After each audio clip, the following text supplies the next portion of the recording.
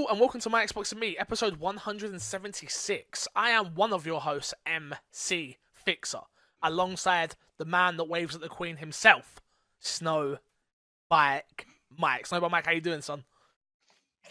I'm doing so good. A thought just came into my mind. Do you think that the Queen drinks Gatorade? Maybe we could share Gatorade together one day. I'm pretty sure the only thing the Queen drinks is herbal tea, my friend, unfortunately. Could you imagine her there with a bottle of Gatorade? Get hype. Like you, just like, hey, Queen! I'm like, she'd be like, get this guy away from me. Gods, he's too hype. She's very soft-spoken, the Queen, isn't she? She's very old and, a bit, I don't know why gird, but, that's what she's like. How have you been, Mike? Have you been gaming at all? I'm doing well. A lot of gaming on the Xbox, of course. Some new games that I'm excited to talk about and games that we've been playing. So I'll save that for a little later. But it's been a perfect week for gaming, and it feels kind of like a lull right now. You're kind of getting deep into Anthem, maybe hitting that blockade point we'll talk about, and then people are gearing up for Division 2. So it's like right now, what are we playing? What's the new hot game that you can pass the time with? I have found a couple of games, but of course, Apex Legends still the top dog in my gaming library right now. Well, before we get into that, let's talk about the intro, which is you can get this show early on patreon.com/mcfixer. The next goal we are going for, Mike, is $400. We're at $350, yeah? And if we hit that, me and Haley and my Uncle Fishy, shout out to him, we're going to start a D&D podcast. I'm ordering these D&D books, where you can have like the map, and it looks so good. I've got it prepared in my head what I want to do. But first, we need to hit that goal. We're kickstarting something. It should be here in May. Another podcast. It'll be a monthly podcast, I'm hoping. A lengthy monthly podcast that we're going to do live on Twitch. So if we can hit those goals, I'd really appreciate it. So if someone's been on the fence, been like, does this dude deserve my money? I don't know. Mike says I do every week, so maybe I do. I love it. I'm out there on Patreon. Damn straight. Remember, you can subscribe to the YouTube channels, youtube.com/mcfixer and youtube.com/snowbymike. Go follow the Twitch streams, twitch.tv/mcfixer and twitch.tv/snowbymike. You can find us on iTunes, SoundCloud, Google Play, and Spotify, and the show goes live every mother trucking Friday. Topic of the show this week, Mike. Well, this one come out of absolutely nowhere, dude. The Maverick console, which is the code name for it right now, and will be named Xbox One S, all digital edition. Pre-orders in April 2019. New rumors suggest that an Xbox One S without a disk drive may be arriving this spring. Reported by Windows Central, according to the unnamed source, this device, frequently referred to as the Maverick, will be called the Xbox One S All-Digital Edition. Microsoft is reportedly aiming for pre-orders to open up mid-April, with general availability early May. The rumour suggests that this could be a near global simultaneously launch. No prices was mentioned, though if the rumours prove to be true, it should be expected the device to be cheaper than the standard Xbox One S. Rumours of the Maverick begun popping up in November 2018, which we spoke about here on the podcast as well as, at which point the price point was suggested around $200, the rumour. Mike, a new console? And I got this tweeted at me by people, so thank you for those that did tweet at me. And one of the ones I did respond to was sort of like a gif of like the what face. It was like, why? What? The only thing I can think of in my head of why they're doing this is they're stopping production on the Xbox One altogether. And the only one they're going to be producing now is the Xbox One X All Digital Edition. They've already probably got plenty still made of the S and the X, and once those are sold through in all regions, they will stop. I mean, it's still early to stop though, right? I'm thinking about it, I'm like, maybe it's still a bit early to stop. I don't know. I just don't know who this fits. Why have this? Why have this? It's a proof of concept, exactly what this is. So we're looking towards the future. We're trying to sell you on the all digital future, and nothing's better than selling a cheaper version of the console that you already know and love, has a huge game library coming towards the end of its console cycle. But like you and I talked about last week, we think that you're still going to get at least a 2 to 4 year range on these games. So really, when you look at it, this is an all digital future that we're looking for. This is a proof of concept machine. This is something that's going to be cheaper than the $299 price point that the Xbox One S bundle is currently priced at. So you're going to get it cheaper. You're going to move into summer. People are going to say, wow, what's this? And then they're going to go into E3 and say, hey, did you guys see that we released that Xbox One S all digital version? Man, did you guys like that? That was pretty cool, right? Well, guess what? The Xbox One X, Anaconda, and Lockhart have versions just like that. And so this is a proof of concept. And then moving into the holidays next year, this is going to be that perfect sales point of, hey, would you like a cheap entry into the best gaming ecosystem possible? Your Xbox One S all digital is right there for you. Yeah, you make some good points of the fact of it will be the cheapest system out there. That is something that I suppose I forget that does matter. When a mum and dad walks into its local GameStop, wherever it is, and they go, okay, we want to buy a console for our son because he wants a gaming device, and then they see the PS4, which is probably at $250, let's say, or maybe $300. I don't know what it is. I haven't looked in a long, long time. And then the Xbox One S, all digital. Like, what's the difference? It's like, oh, this isn't this. This is just digital. But you can play all the same games, and you just don't have a disc drive, and it's cheaper. And you're like, oh, okay, that makes sense. Boom. It's the Netflix system. If that's how they can sort of sell it with Game Pass, which I feel like that's what the people keep saying, they should have called it the Xbox One Game Pass edition, which I'm not totally against, but I get why they haven't done that. Again, this is all rumors and speculation, and they haven't announced this officially or nothing at all yet, so this is all speculation from us. I just don't get it, though. The Xbox One X...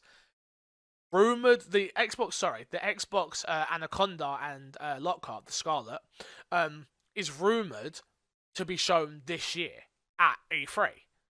And if that's the case, when are they going to announce this? At the next Xbox Inside Xbox, maybe?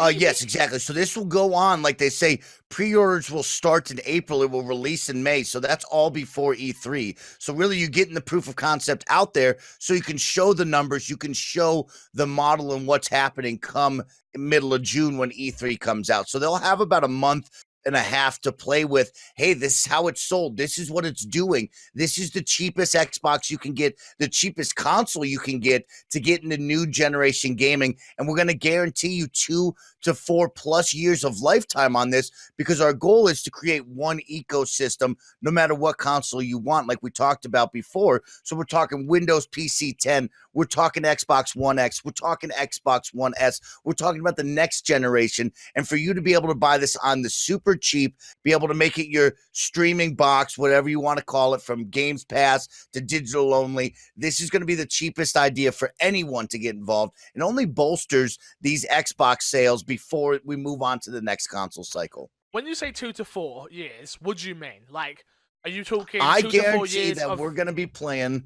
I think that you and I could still play. I know that this is going to be different because me and Fix will buy the Xbox Anaconda probably the day it comes out. But I guarantee if people don't want to buy that new console, I bet that they will be able to still play their Xbox One S and or X for another 4 years from right now.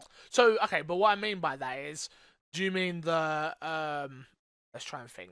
Games will be cross-platform. So you're saying that all games going forward will be cross-platform for 2 to 4 years? Yep, exactly. Exactly. Interesting. Yeah, I mean, I don't think they're just going to have a hard cutoff here in 2020. That's not going to happen here. They're still going to be able to. It's going to be a downgraded version. Yes, there will be some titles that run better on this, or yes, there will be some titles that are really trying to push, hey, you should have the Xbox One Anaconda, we'll call it. But I believe that you will not get left in the dust with this console. And for how cheap it will be, we'll probably look at to be $199. Most likely, maybe $250, but they got to have the price point pretty cheap here to really sell this console. So a $199 console makes you kind of perk up and say, okay, that's interesting. And then to have on top of that, we believe these games will be cross-generation for the next 4 years. You're saying, well, what's $199? That's $200 for 4 years of gaming. That's not that bad if you didn't have an Xbox already, or if you needed a new one to upgrade. I mean, yeah, okay. I'm not totally against it. The thing that runs through my head currently is, who is this for? Like, I would say a large portion of the gaming audience already has a PS4. A large game, people that are in the Xbox ecosystem already have their X or their S, or even still their VCR. Maybe this is for the VCR people to upgrade at a cheap cost, maybe, and they've been all digital, right? Yeah, I agree with that. I think if anybody has the VCR still, they're definitely looking at this as a great option to upgrade, especially coming out in May. This is right around the corner. This isn't waiting till holiday season. And then you also got to think we still have one more full holiday cycle with this current generation of Xbox before anything big is coming out like the Anaconda and Lockhart. So you still have another push with Xbox being behind in the sales. I think there's still a large audience for you to be able to try to tap the market into, especially at this price point that they got to give you, which will be super cheap. And I think any family, anybody looking to upgrade, anybody looking for that second console, like you and I sometimes talk about, I know you and I probably don't need this, but that second console type family, this is going to be a great option. And I think that's the push they're trying to sell, even if it's only sold for a year to 2 years, like with the big marketing push. That's fine. That's all they need. And then they'll move into the next generation of console that we'll see. Yeah, I mean, like I said, I'm not totally against it. I don't get it. I'm trying to think, like, okay, yeah, Haley's still got a VCR. If they did that white version of the all-digital console, would she be enticed to want to buy it at £200? I don't know.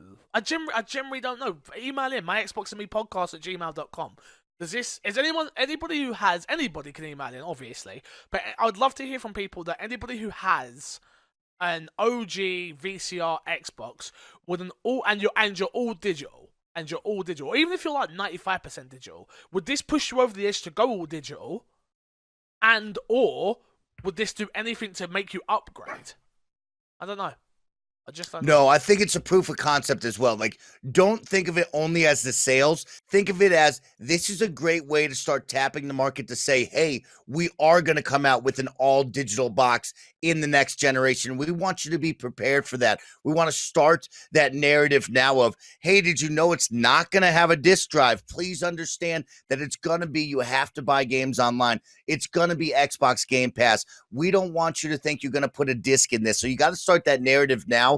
So at E3 and the next year when we really push that Lockhart and Anaconda edition, and one of them is digital only, or one of them has a SKU that is digital only, you already have that pre-briefing in where people are kind of nodding their head like, oh, I understand this. You got to get to the bigger market that's not you and I. And this is a perfect way to start showing that to maybe the wider audience that's not true gamers and would understand what that is. So what? So to not shock value people when like they come out on stage Correct. at E3 and they're like, okay, we've got the Lockhart is the digital only version, and then people are like, what? How dare you? At least if they've got this out in front, it takes away from that blow, right? Oh, exactly. Fix. Let me take you back to a time when the Xbox One was first announced and they said it was going to be always online. It was going to have a Kinect. It was going to be your home console and your home device for everything. And people freaked out. They were writing eyeballs on the One X saying they're watching you. They were saying, who the heck would always be online? Why would I ever need my console online? And then they freaked out. Now here we are 4 to 6 years later, and we're all like, hey, this is the only way it can ever go. Like, it has to be always online. I want my box to constantly be updating in the background. Mike Howard personally likes the Kinect. Some people don't like the Kinect. I mean, I don't have mine connected, but I still own mine, so you know. I'm just saying, if you remember the first Xbox One announcement, people freaked out. So yes, we got to start giving them a pre-warning, because people start to worry about things and they get it over exaggerated. They twist the narrative. And especially when Xbox right now is coming into an E3 where they're going to be the only big game in town and they're going to control the narrative. It's time to really get ahead of this before people have a whole year of like, Oh my God, did you hear? Xbox is telling me it's only going to be digital. There's no disc drive. Who in their right mind would ever do that? But in reality, we're already doing that. That's the future we're striving for, to make games a little bit cheaper, to make it more of an inclusive console where you don't have to travel 40 miles to a GameStop to go buy a game that isn't going to help the developers used or whatever. That's where we're getting to. So you got to control this narrative. Okay. Fair enough. Fair enough. Yeah, it's a strange one. It really is a strange one where I'm just like, really, who is it for? Like, really, who is it for? Who is asking for this? But I'm sure, like you say, proof of concept and things like that, so we'll have to wait and see. Let's get into what's been in our box this week. Mike, let me tell you, I hate to say it, I'm done with Anthem. I'm done. Done. It crashed on me the other day. I did a quick play mission where I did everything in the quick play mission, and then it didn't end the mission. The game keeps crapping out on me. The loot drops are awful. I'm sick of it. I've got over 100 hours in this game. I am level 30 pilot level. I am gear level 486. I've been playing it straight. I'm talking putting in work days, 8-hour days, and I haven't moved for 4 days, my gear level. Hasn't moved. I'm done. I said on Twitter, Anthem, I love you, but I just can't anymore. I just can't. You need to be patched. There's a live stream today that I'm going to be watching live on twitch.tv/mcfixer, and I'm hoping they're going to be like, there's a patch out. Nah. And then the game's like, boom, I'm back. But right now, it hurts me to say that I'm done with it right now. It really does. Where did you get to with Anthem? I got to level 10. I'm still in my free trial, which is super sweet. Oh, nice. But at the same time, I knew that coming in. I loved the gameplay, but I said if they're going to give me 10 free hours, I'm not going to fully jump and commit to this game, especially when my community and my friends aren't really playing it. I see one person playing it. I see two people playing it. I rarely can get a squad together to say, hey, let's dedicate X amount of time, especially with Apex Legends being so big. A lot of people now rejoining the Division 2 hype train after that public beta. So it's really tough for me to get a squad going. But when I hear that coming from you, a couple of things come to mind. Of course, we talked about it before. I said it has to be content heavy. It has to be ready for the players like MC Fixer and so many beyond to tear into this game faster than they can even imagine and then look for more. And so that's the issue, is if you don't have enough content, people are going to start getting tired, weary, not feeling rewarded, and want to move on. On the flip side, maybe it's a little bit different. And here's a question I'm going to pose to you. So back in the day when we looked at Destiny 1 and 2, they had multiple characters. So here in Anthem, you have multiple javelins, but it doesn't look like you have multiple characters where maybe Fix is already maxed out on his Warlock and he's going to change over to the Titan, which then will give you more hours of repetitious gameplay, but you feel like you're rewarding and re-leveling. So here's my question to you is in Anthem, does it change with your javelin, or is there one level that marginally follows you no matter what? No. How much is really the change? Because when you think of Destiny, you're kind of nodding your head. You know that you would have to restart a character right now and you would be back on that loot grind. So like in Anthem, is there that repetitious gameplay, or is it like, hey, this is just one character and we kind of follow it with all the javelins? No, so how it works is your pilot level is 1, and then your javelin level is all separate. The good thing about this game, which is a shame that it's so content light, is it doesn't make you replay the stories with every single javelin like Destiny did with each of its classes. I don't know what it's actually called. I wasn't a Destiny fan like that. So for me, I love the fact that I can jump in and play Colossus, I can jump in and play Interceptor, I can jump in and play Storm, whoever I want to be. Shout out to Ranger as well. And I can jump in and I can get rewards for that character. The problem isn't that, though. The problem is the fact that I have played the game for a long amount of time, and yes, I have gone through all of the content that is there currently. The only thing I haven't done is the last challenge, which is like the challenge of Valor or something like that. I don't know how to pronounce the word. Which is like, do 25 quick plays, do 100 world events, and it's like, okay, cool. I'm playing the game, I'm doing that. That's my end goal now. But the problem is, I'm not rewarded for doing any of that. because I've hit this brick wall with my Storm character. And yeah, people can say, well, you could go pick your other characters level up. I don't want to. I like my Storm character, and I want it to be max level. Max level's 506. I'm at 486, so I'm not far away. But the game's not rewarding me to even get there. It's like, come on, man. This is a joke. It really is. The fact that I'm Grandmaster 1. I could play Grandmaster 2 if I wanted, but the rewards are not worth it. So there's 2 other level difficulties there. Grandmaster 2 and Grandmaster 3, yeah? Which there is no point in even touching right now. No point. It's in the game for no reason. Because the rewards are not guaranteed enough to even go through the bullet sponges of the characters, which makes sense. I get it. The level difficulty going up. Cool, got it. Makes sense. But I'm not rewarded for it. And I've had this argument with Kresh a couple of times now, or not argument, maybe more discussion, where he's like, yeah, but they need to let, and they've already disagreed on this, but because they've patched in that whites and greens will no longer drop soon. But the argument we were having was like, oh, they need to let whites drop because loot's randomized. And I'm like, no, I should not be pilot level 30. I should not be in Grandmaster 1. Put over 100 hours. I've put a lot of hours in. And I'm still getting whites and green drops. No, at this point, I don't think we should be getting blue drops, but they're going to do blues as well, which is going to mean we're getting blues, purples, oranges, and yellows. I still don't have a legendary gun. So I still don't have a yellow gun. Haley has one, less hours than me. Kresh has one, less hours than me.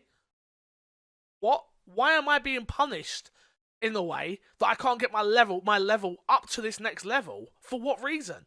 And like you said it, the content is key. And this game came out content light, and I kind of tried to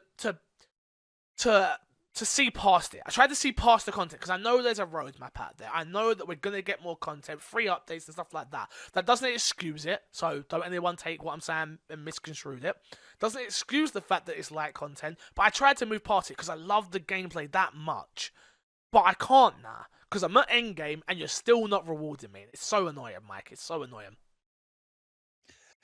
It's tough there, Fix, especially with a game like service like this. You got to kind of bide your time and wait for the next rush and wait for the next push on the content update. So the next one, like we always talk about, is here comes Division 2. It's just had a great public beta with a lot of people talking about it, especially with Anthem getting kind of a little bit of bad publicity from Content Light to now bricking people's PlayStation 4s. Here comes Division with a little bit of steam now, and let's see what happens with this. I've always told you the narrative is going to be which game do you choose, where's the audience going to go, and who is going to have the most content. So in about a couple of weeks now, we'll truly find out who might control this. Next Friday, we'll know. We'll know by next Friday who came out. Well, they've already said that there's about 40 hours of story content in Division 2. And that it sounds, look, I'm not sitting here like trying to protect this, like, but it sounds like they're doing everything right, and we'll find out. Well, look at that smile on your face. It annoys me. It annoys me. That you might be right, and I won't ever say that again. But yeah, we'll see. We will see. What have you been playing? Let's get off Anthem. What have you been playing? So I've had the issue of what game am I going to play right now with Division 2 around the corner. I wasn't truly feeling Anthem without the friend base there. And Apex Legends, of course, is taking over. But what's that game going to be that I'm going to be able to play? And thankfully, I was blessed with Trials Rising coming out this week. So I've had a great time returning to Trials, which, I'm one of those guys. Trials scratches this niche of a perfectionist where you got to do it perfect. You got to be the fastest. You got to get the best times, and you can just keep doing it. And when I think of the true meaning of one more game, I think Trials Rising and any sort of Trials game is actually the true one more game mentality because it's so fast to restart. The levels are so quick. You never feel like it is a battle royale where it could be 5 to 20 minutes. It's literally started right now. Okay, let's go. 2 minutes later, you're done with it. You go to the next one. And so I get that itch of like one more time, perfect it. Don't mess it up. Do it again. No more botched finishes, So Trials Rising, beautiful too. I mean, they got the multiplayer aspect. They have these drive avatars, it looks like, where you're racing against other people's ghosts. Super fun. The world continues to get better. I mean, from Trials of the Blood Dragon, Trials Fusion, and all these Trials games, they continue to push it where it's in this like 2.5D world where the map is kind of going a little bit 3D, but it's not 3D. They have these fully enclosed environments all around you. One looks like Disneyland, one looks like a jungle, one looks like Spain where you're running with the bulls. And it's like, man, this game is so much fun. It's highly addicting, and it's just a great time to just spend 30 minutes, an hour plus playing it. So I'm happy to have that. And it's definitely came out at the perfect time of like, he was the lull and I needed something to pick me up. What's your thoughts on Trials? Do you have anything to say about that? Are you a Trials guy? I've got it. I haven't started it yet. Like most games that I've got Metro sitting there, I've got Trials sitting there, I need to finish Far Cry. I'm like, man, I really need to play these games. But like I say, Anthem has had me in its grip. And now I finally fought my way away from it, and I'm like, okay, this week I'm going to dedicate some time to finishing Far Cry New Dawn, which is super important. I think I'll try Trials, and then Metro. I want to play Metro, yeah, but I know for a fact that Metro is going to suck me in so much that I'm like, well, what do I do now? Like, I can't not play it, and then I can't play that game on stream because it's single player, and there's a whole thing, and yeah, it's just like, sucks. Anything well, I else hope that you play Metro, because I moved into summer there, and so I'm really progressing the story. I continue to love it. Can't wait to talk with you more about that. But finally, the next game that I played that's not Apex Legends is actually Black Desert Online, has now come to consoles with Xbox One. We had a beta about 2 weeks ago. The full release happened on Sunday night, and let me tell you what, I love these big MMOs coming to console. We talked about it a long time ago. My dream video game for a long time, and probably still to this day, is World of Warcraft coming to Xbox somehow. You know what I mean? And when you get these games like ESO, Black Desert, Warframe, all these big MMO type games as services, man, it really pushes the narrative of like, this could one day eventually happen. It probably never will. But man, Black Desert, huge, beautiful, very fast-paced combat. That's what I really like, is when you play these games, sometimes it's a little bit slower. ESO did a good job of kind of finding that middle ground of like, it's fast at some points, but it's also slow to walk around, read all the dialogue, hang out with friends, discuss what you're going to do. This stuff is like, the running is quick. You don't need a mount. The world is fast and beautiful, where anytime you see somebody, you're whipping out your bow and arrow, you're whipping out your swords, your wizard wand, and you're doing it all. So I highly recommend, if you're looking for that high fantasy MMO type gameplay, you like ESO, you want to move on to something different, Black Desert, for the price tag of $29.99 for the base model, that's not bad at all. There's no monthly charge. It's going to be one of those games where people are going to get behind it. It had a huge push on PC, has a lot of content on PC that will soon come to the Xbox version, and they're going to put a lot of love into this Pearl Abyss because they're very excited of it's coming to console on not only Xbox, but PlayStation 4 as well. So they're going to put some big push and a lot of time into it. I'm happy to play it. Definitely has a lot going on. It's like adding World of Warcraft to your console, which is a lot of menus, a lot of things happening. They kind of have to get over that hump and learn, but they do a great job at teaching you, and it's fun, and I'm super excited to have it in my hands. How does it translate over onto a controller compared to a keyboard and mouse? Because I remember looking at it on keyboard and mouse, and I had downloaded it on the console when there was like a, not a beta, what was it beforehand? Whatever it was. But I remember downloading it and it didn't run well at all. I assume it runs way better now and it plays better on controller. Yes, runs really well on controller right now, and it's actually really incredible to see what these game companies have done to make these games that are very PC, keyboard, and mouse heavy into a controller-based game. We've talked about it with real-time strategy games with Halo Wars 2. We've talked about it with ESO doing a great job. ESO is a lot different. ESO reminds me more of World of Warcraft with the 1 through 9 button pressing that you would need. Then they turn it into like your A, X, Y, and B. Maybe you hold down a trigger plus those buttons. So that's 8 numbers right there that you could essentially have on your keyboard. This game feels a little bit different.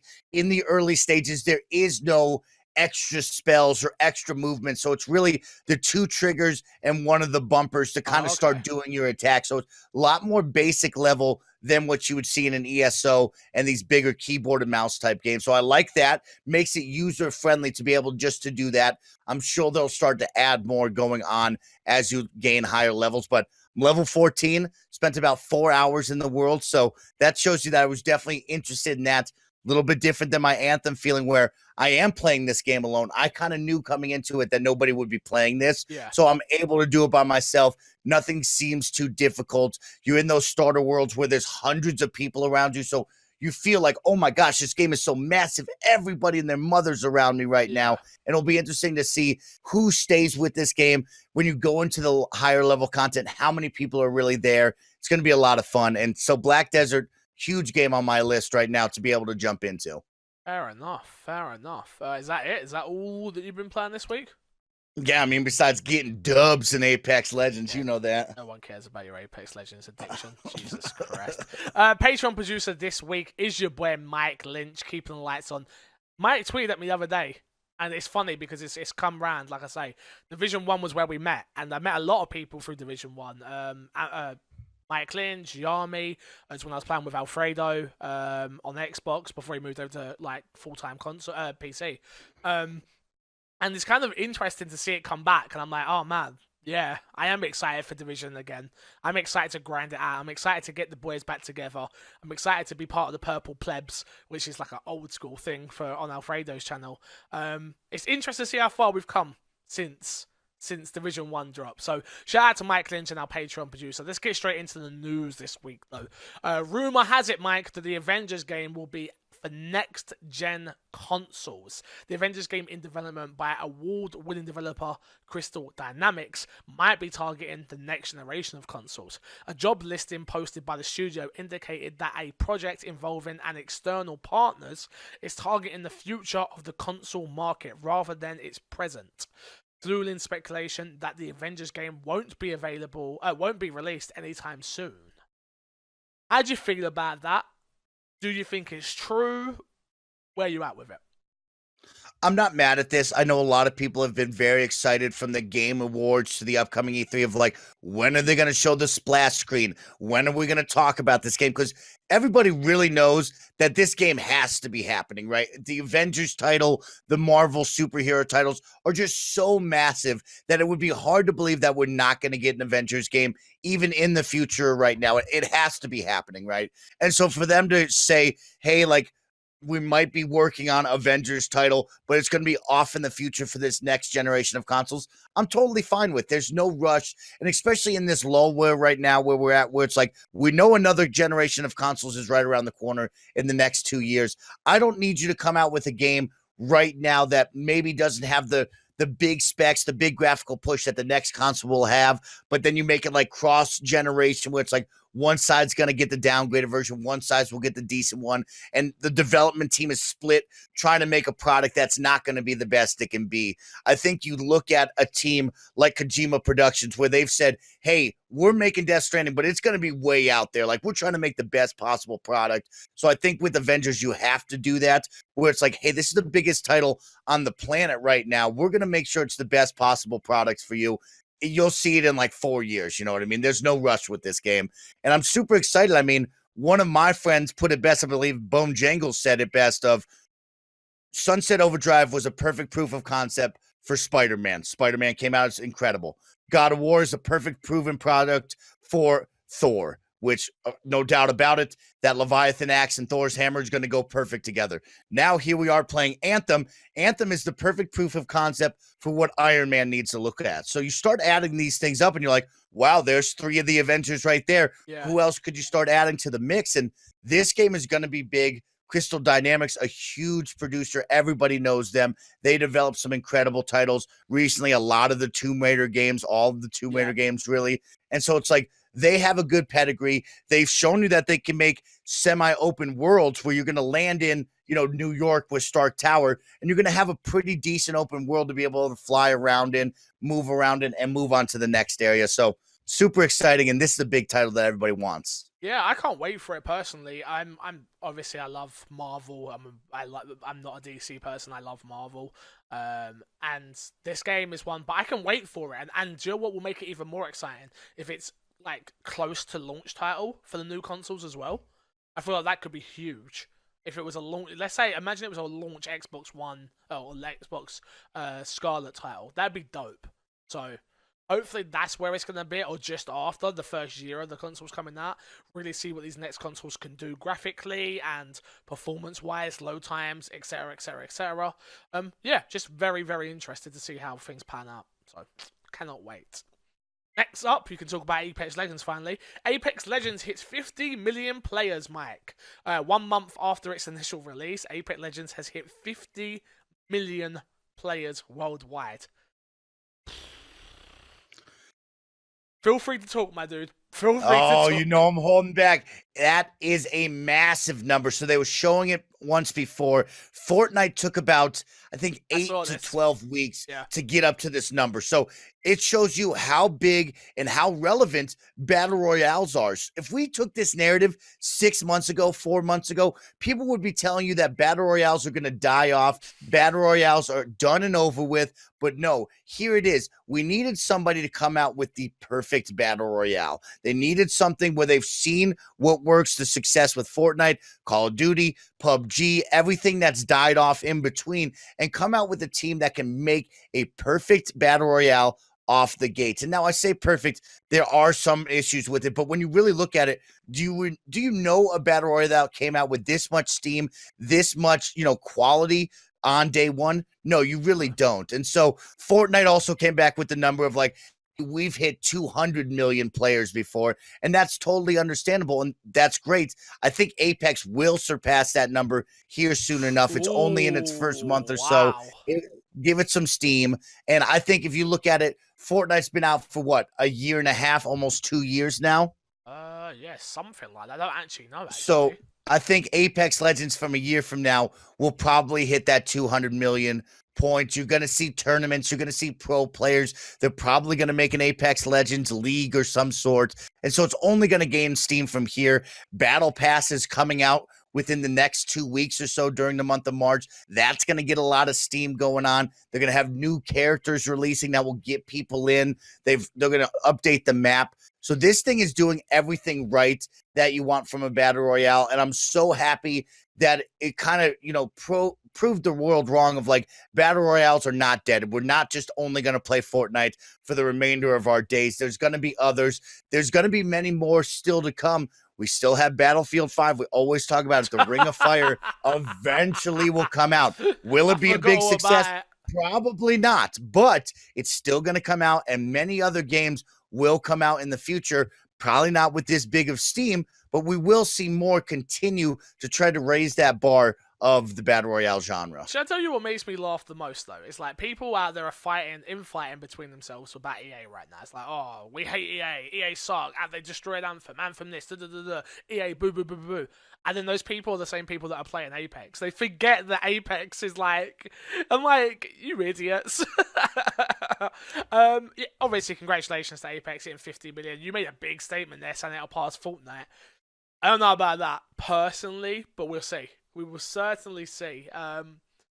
They need to add to solos and duos, man. I need that. Before I'm going to go back ever, solos and duos are the main thing. I just really? I can't get... Because I haven't always, for some reason, I don't know, my chat's weird. I love them to bits. But I say to them, yo, guys, you want to play? And everyone's just oh, okay. You'd rather just sit here and watch me, okay. So then I'm playing with other people, and I have to force Dan Only to get on. Dan Only loves you, Mike. Loves you. Will play with you all day long. Comes to me, no thanks. No thanks. Oh, I got to beat people off with the broom so we can play. I'm hey, who wants to play? Everybody in them. Grandma Timmy's over there hey, here I come. I'm get back, get back. I got a squad.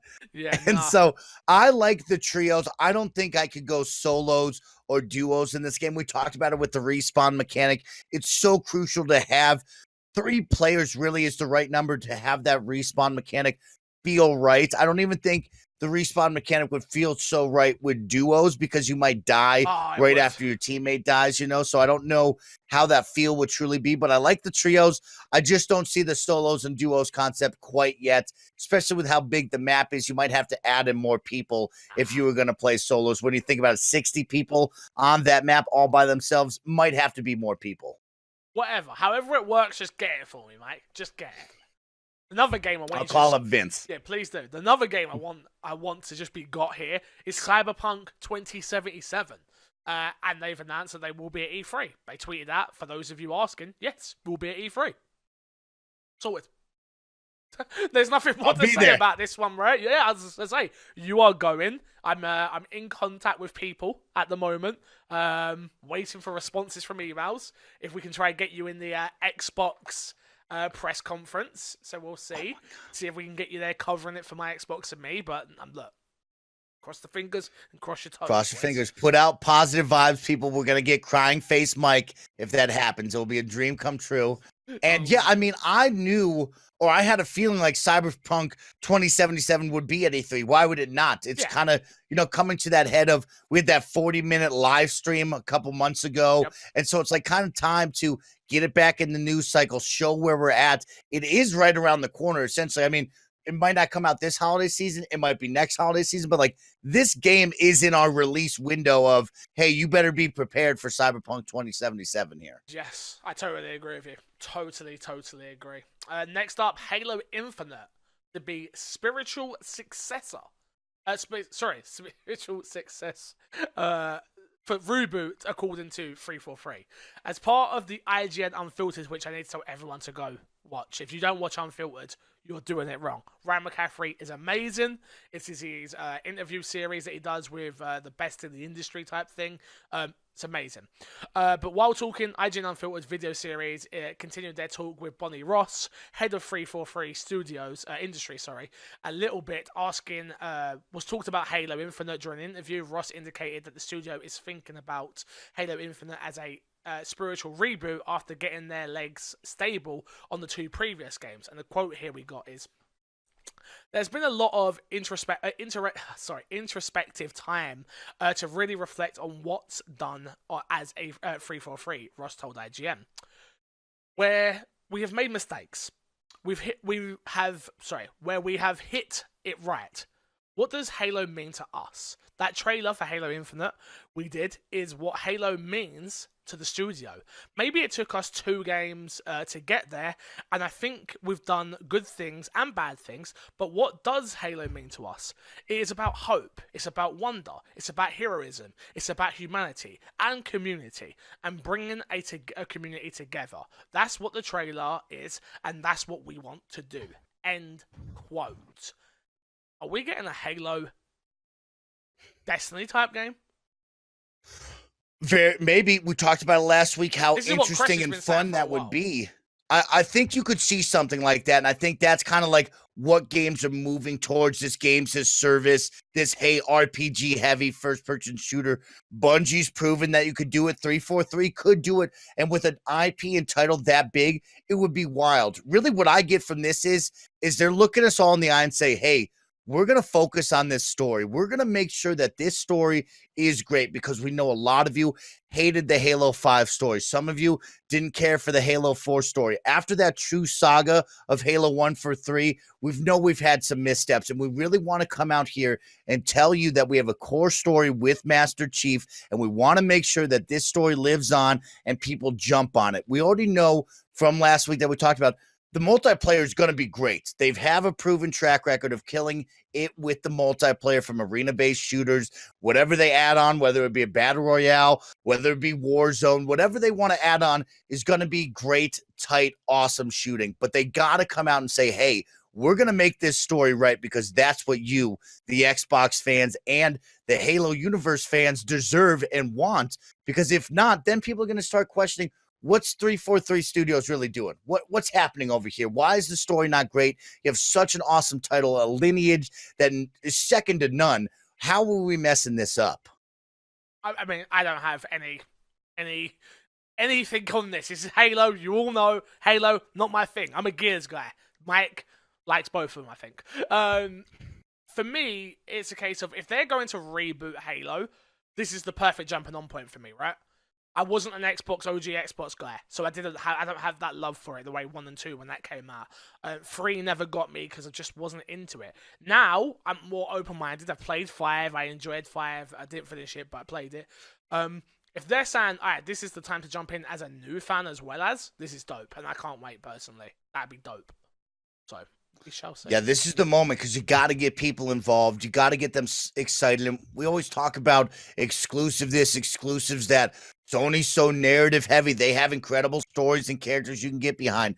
Well, Xbox has the same thing. They just had some missteps, especially after Halo 5, which I personally didn't think the story was that bad. I know a lot of people were bashing it, saying it's a lock story. It's not a Master Chief story. I hate this. I hate that. They have to come out swinging with an incredible Master Chief story, or they have to restart somewhere totally fresh, totally new, where it just grabs you, where you're like, oh my gosh, I can get behind this character or this squad over here, and I want to see it through for a trilogy, for at least a sequel, you know? Yeah, no, exactly.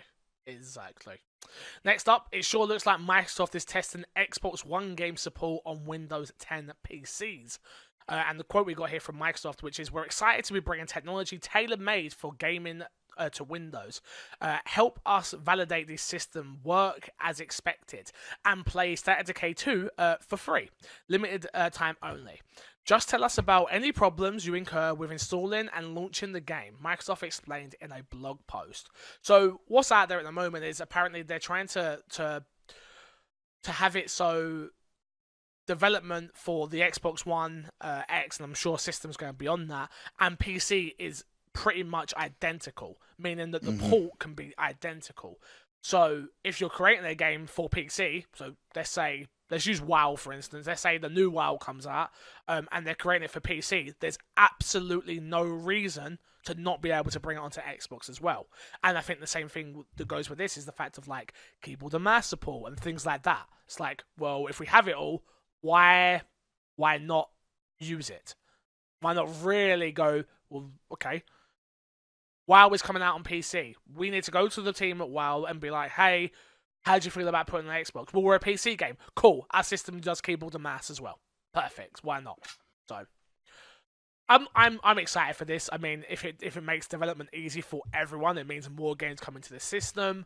It means that hopefully we start getting some of these Japanese games. I know they're not PC focused, but there will be no longer that barrier to entry. And as long as there's no more barrier to entries for games, that's all that matters. Yeah, totally fixed. I mean, we're only creating a larger ecosystem here, especially with that cross-play, cross-buy mentality. We want developers to feel empowered to say, hey, you can develop a game on our platform that will be able to go to multiple platforms and be able to play it at ease with no issues to you guys. And this is big for us because we want this Xbox title, this brand, to be everywhere possible. I want to be able to play my Xbox games or my Microsoft really games anywhere possible, whether I be visiting a friend who only has PC Windows 10s, whether I be with Fix only has an Xbox, maybe at the end of the month with Nintendo Switch. I don't know. I'm just saying I want my Xbox games everywhere, and they know they want that as well too. Exactly. Next up, Borderlands 3 reveal imminent. Gearbox teases never before seen reveal at PAX East 2019. Are you at PAX East? You're at everything, so I don't know if you're there. No, I'm not at PAX East. PAX East is more of a springtime thing. As you can see, it's like in March here. Yeah. That's kind of still my winter season. It's all the way out in Boston. So PAX East isn't my thing. I know that PAX is one of the best gamer-focused, gamer-centric conventions you can go to, with PAX West, Seattle, and PAX East really being the dominant ones. I know they're trying to focus on their PAX South that's down in San Antonio, trying to make that bigger and better. But really, these two juggernauts are huge for the fans, and it will be cool. Now we're getting game reveals at PAX. Usually it's just like hands-on previews, maybe some smaller indie titles are there. Now to see a game come out with the size that is Borderlands 3, to say, hey, we're going to reveal at PAX, it's like, wow, they make these community-driven events even bigger and push the envelope even further to, if this happens here, what's going to happen in Seattle at the end of the summertime? Anything is possible now. I mean, I'm shocked if this actually happens, dude. I'll read this out real quick, which is Gearbox is holding a main theatre show at PAX East 2019, teasing never-before-seen reveal. At the event, it is possible that Borderlands 3 could be one of these reveals. Per the official PAX East 2019 schedule, Gearbox's main theatre show will happen on March 28th, the first day of the event. In the show's description, it says, "This is your opportunity to get a behind-the-scenes look at Gearbox software and Gearbox publishing, along with the latest news, updates from the makers of Borderlands, Battleborn, Brothers in Arms, and more.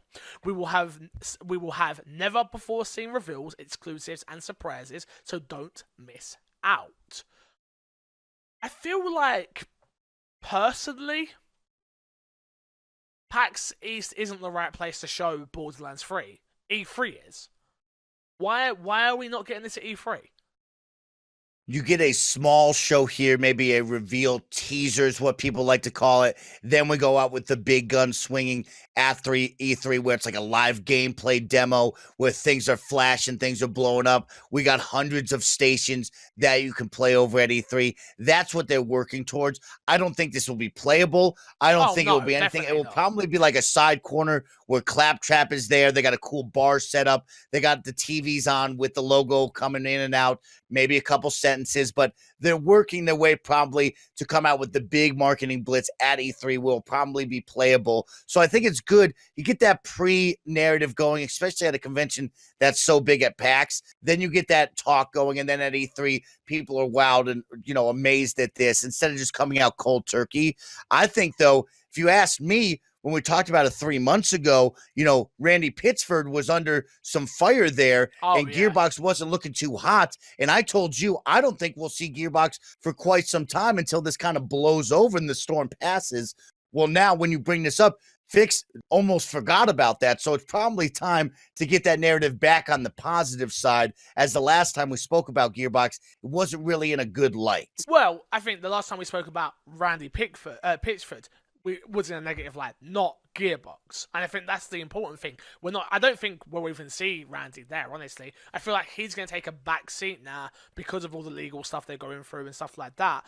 And he'll just let the game and Gearbox speak for itself at the moment. They won't need him to be the voice man for this. Oh, exactly right. But it's like anything else. He's the face of that. Yeah. He's the boss of that. And so the company feels that if he does something bad, and so they had to take a step back. So here we are 3 months later. We've kind of forgotten about that. We've moved on in the cycle. So yeah, now's the time for them to try to get the good publicity back on with that name after what had happened. Fair enough. Let's talk about a game that I will 100% be boycotting, as per usual, unless it looks really, really, really good, and maybe I won't boycott it. Fresh rumours suggest that Watch Dogs 3 will be set in London. For those who are new to the podcast, and I'm sure there's many of you, you're probably thinking, Fix, but why? Why would you boycott a game? Because Watch Dogs 1 was shown. It looks amazing. I then sent my fiance to buy the game the day it came out, and the man in the game shop sold her the Ultimate Edition of it. Was I happy about that? No. He upsold her. Is that her fault? No. She knew to go in there and get the Standard Edition. He talked her into it. I blame him. Is that this game's fault? No. I'll be honest with you, if you listen to this show enough, I was sent a copy of Watch Dogs 2. Never played it. Boycott. Really? Boycott! Oh. I said once I'd finished Watch Dogs 1 that I would not play a sequel. And I'm not saying that this time. If they send me a copy of Watch Dogs 3, I might play it. But following on from a string of whispers and theories that have emerged since Watch Dogs 2's release back in 2016, the rumour mill is once again spinning regarding the series' next entry. A post on 4chan claims to have details on the series' third installment, which as follows: there will be no new Assassin's Creed in 2019. This year is all about Watch Dogs 3. Watch Dogs 3 will be set in London, which I'm booing because I'm sick of things being set in London. I see London enough. I would rather see anything but London. God. The game will focus... the game will focus more on smaller firearms and knives for combat, with a larger emphasis on hacking. The game will feature a new character, unseen from previous games, who will be either male or female, like Far Cry 5, but their story will play out the same way. Was you a Watch Dogs fan at all? Watch Dogs 1, I was very excited for, played all the way through. The last mission was absolute garbage, all trash, garbage. Worst game ever after that experience. And so I said to myself, I don't think I can play Watch Dogs 2. Then it had this beautiful San Francisco open world. People were talking about how they did so great with the city, how the game was much better, reinvented itself. I never played it. They've had it on sale multiple times where I probably should have bought it. This gets me excited going across the pond to Fix after what they did in San Francisco. I want to see him go to across the pond for Fix. I like the idea of having more smaller firearms in the knife combat because really, if you're one of these street hackers, these street thugs, we don't need to be running around with a fully modded out AK-47 in the streets. Well, it should be more like I'm a super agent spy hacking people because I never felt right when I had an AK-47 in my hands. Well, to be fair, if it's in London, that makes perfect sense as well. Knife crime is unfortunately high in London. We don't have gun shops like in America and stuff. You can get hold of guns in England, don't get me wrong, like underground stuff, but that makes sense. Small firearms and knife combat makes perfect sense for London. So it won't not make sense in the story either. It's like people are like, where's my MK4? Where's my MK? It's like, well, I don't know where your AK is, love. Like, we're in London. We can't just buy one of those from our local gun shop. Like, that's not how things work.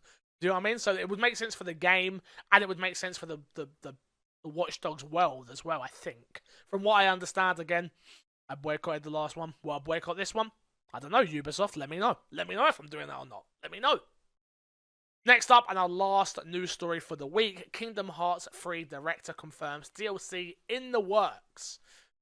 Damn it, here we go. Director Tetsuya Nomura has confirmed that both free and paid DLC is in the works for Kingdom Hearts 3. In an interview with Japanese publication Genka Online via Google Translation, revealed the free DLC would likely be in the works, and that there's paid DLC coming too. Did you play Kingdom Hearts 3? I can't remember. Yep. You did? Yep, yeah, I was playing it. I haven't beat it or anything, but I've been playing it. I own it, and I'm excited about it. I like it a lot, and I think the fan base will definitely be happy to hear there's more content coming out for it. Yeah, me, I'm just... I want to play it, but I haven't finished the other ones on PS4 yet, because I was waiting for it to come to Xbox. I was waiting, and it never came. Yeah, but No, Mike, I'm not that guy. You ain't got that kind of time, Fix. You got to just jump into things. You ain't got that kind of time. Just I can't do it. I can't do it. Because I tell you what, because Kingdom Hearts Haley loved it. When I was playing it, she loved it. Like, loved it. It's like, this is amazing. Oh my god. I'm like, yeah, that's fine for you because you're sat in the city and not playing this damn game. This game feels like it was built in 1990, whatever. Oh, that's because it was built then. That's not the point I'm trying to make. And I was like, Joe, what? Maybe I'll play Kingdom Hearts 3. I am a huge Toy Story fan. Huge. And I'm like, Toy Story, well, I have to play it. I have to. But then I'm like, you know what? I haven't finished 1. I haven't finished 2. I'm not worried about those other ones. Like, there's like a Game Boy Advance one, I think, or something, or PSP. I don't know. These weird people out there keep telling me, Crash and Yarmy's like, oh, you have to play this one in this order with this. I'm like, you sound like me with Resident Evil. God damn it. Chill out. So, will I play Kingdom Hearts 3? Yeah, one day, but no time soon. I'm excited about the DLC. Just make sure it's not years in the making. Let's get this out sooner than later. Like, that's the running joke with this game. Like, oh, it only took 10 plus, 14 plus years to make. Like, let's just get this out here right away. Okay? No promises. They should have just stayed quiet and just, like, put it out there. Free games with gold. What the hell was I saying? Free games with gold. You know what? My docket even says here free games, Mike. It says free games. Let me just copy. Let me just delete that out real quick. Games with gold this month. Xbox One games with gold for March. You have Adventure Time. Pirates of the. Help me, Mike. Help me. I had Crash help me the other day. I don't have it up on. All right, Adventure Time. Pirates of the. Word that Fixer can't say. Plants vs. Zombies 2. Plants vs. Zombies Garden Warfare 2. And then the 360 side, you have Star Wars Republic Commando and Metal Gear Solid Revengeance. It's not Metal Gear Solid, it's just Metal Gear Rising Revengeance. Forget the Solid, I apologize. Also, March 7th, tomorrow, you have Just Cause 4, Lego Batman 2, and Fallout 4 all coming to Game Pass. You play Just Cause 4. You love Just Cause. Are you a little bit upset it's kind of in Game Pass because you could have got it for cheaper? No, because it is some time after launch, right? This game released a while ago. It's not that fresh where it's like, oh man, I really missed out on that. Yeah. I think it's in like this first quarter. It might have been 3 months ago. It wasn't like it was like 2 weeks ago, a month ago. It's had some time to simmer down, and they saw that, man, people weren't really feeling this. People weren't maybe buying it like we wanted to. And I think it's the right move. Get more people's hands on it. They showed, like we talked about a couple weeks ago, of like Xbox Game Pass leads to game sales. And so it's not going to be on Game Pass forever. Eventually it's going to go off of Game Pass. People can buy it at a discounted rate. So this is the right move for them. And it's such a fun game. It's one of those games that people should play. They should take the time. So it's the right thing to do. Yeah, I'm not gonna take the time or play. So I'm not gonna do that. Just not. Nah. Anyway, that being said, oops. The video version just got a Anthem video going up on YouTube. Sorry about that. There's no emails, Mike. You can email him, myxboxandmepodcast@gmail.com. I apologize. There's no emails. I say I apologize, but it's your guys' fault. We haven't had no emails for 3 weeks, Mike. Tell him. You need to talk to him because I'm not doing it no more. Talk to him. Hey, audio and video listeners out there, this is what I want you to do. On a Monday or Sunday while you're sitting in there, having a good time playing games, why not draft up an email to myself and Fix? Talk Xbox with us. Ask us questions. Shucks, ask us about our lives and our gaming history. We want to take some of your emails, and I'm going to tell you right now, video listeners and audio listeners, I'm going to do a better job at saying, hey, we're about to record on Tuesday morning. Please send me in those questions via Twitch, Twitter, email, whatever, so we can really promote this, because I want to hear from you, the best friends out there. I'm sick of it. I tell you what, we're playing good cop, bad cop right now, and I'm the bad cop. I'm sick of how you keep treating us and this podcast. We know you listen. I get the numbers every week. I know there's a healthy amount of you guys listening. How about you goddamn email in, please? My Xbox and me podcast@gmail.com. Let's plug, and get ourselves out of it, Mike. What you got? What is going on, everybody? It's your boy, Snowbike Mike, broadcasting to you live here on the My Xbox and Me podcast. Just want to give 2 shout-outs really quick. One, this Sunday, twitch.tv/Snowbike Mike, we're going to host the first ever Apex Legends tournament for our weekly tournament series. It's going to be a lot of fun, and if you and your squad think you have what it takes, why not come on down on the Sunday, because we're going to have our largest prize pool yet. Yeah, that's right. $210 is up for grabs. $150 going to the winning team, $60 going to the second place team. That's $50 each for your squad if you win. That's $20 each for your squad if you come in second. Or you can divvy it out how you want. I don't know. If Fix was my team captain, I'd give him all the money. That's what's happening on Sunday. You'll hear this on Friday. You'll have time to sign up still. Secondly, what I want to promote next is the My Xbox and Me and MC Fixer merch. You want to look cool, you want to support Fix, you want to look dope, step into your favorite pod out in the streets, why not wear a dope My Xbox and Me t-shirt? Did I order one? Of course I did. Was I mad that Fix somehow took it off the website, then put it back on for me? Of course I did. But then I bought one. I didn't do that. That isn't what happened. Again, I don't know what happened with it, but it keeps doing it still. It takes things down and I don't know what's going on. Thank you very much. I was about to talk about the merch. Yeah, so the official My Xbox and Me t-shirts are now out. Streamlabs.com/MCFixer. You can buy a t-shirt. They sell everywhere. It's not English or anything like that. Streamlabs does a great job of putting it everywhere. Mike sells his merch through there. So make sure you go pick up a Snowbite Mike t-shirt as well.